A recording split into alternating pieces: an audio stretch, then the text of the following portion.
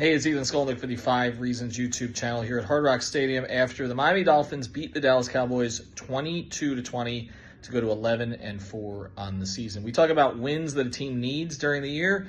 This was one of those wins. As Mike McDaniel acknowledged after the game, they heard the noise this week. There's no way to ignore it, that they hadn't beaten a good team. They also hadn't won a game quite like this. And you go back a couple of weeks when they blew the game against Tennessee, they needed a game-winning drive to finish this. They needed a game-winning drive, I think, for their confidence and also to shut a whole lot of people up. So that's what they did today. Tua threw for nearly 300 yards, but actually his biggest play may have just been the throw to Tyreek Hill in the flat, which was a conservative call in what needed to be a conservative drive as the Dolphins tried to run down some of the clock before the end of the game. They picked up a third down there that got them closer for Jason Sanders. He ended up kicking his 5th field goal of the game. And in a year in South Florida sports that has basically been a redemptive story for a lot of people. You go to Bobrovsky for the Panthers, Duncan Robinson for the Heat. But here with the Dolphins, Jason Sanders, Raheem Mostert, Austin Jackson, guys that not a lot was expected from, or in some cases, like Jason Sanders, guys who had failed in the past. This is someone who was not making 50-yard field goals over the past couple of years. He made 4 of them.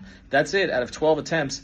Today he makes 3 from 50-plus yards, 5 in total. Probably would have had a 6th field goal if Mike McDaniel hadn't passed on the field goal earlier in the game.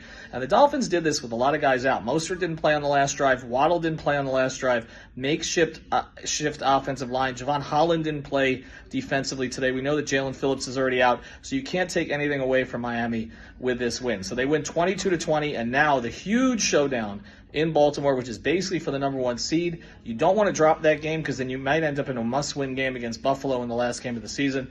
But look, the Dolphins made the playoffs. Mike McDaniel has gotten them there. Again, 11-4, and I just think this is huge for Tua. Tyreek Hill played today and did just enough, and other guys stepped up. Jeff Wilson on that last drive made some big plays. Cedric Wilson made some big plays. So a big win for the Miami Dolphins today at Hard Rock Stadium. Ethan Skolnick for the 5 Reasons Sports YouTube channel.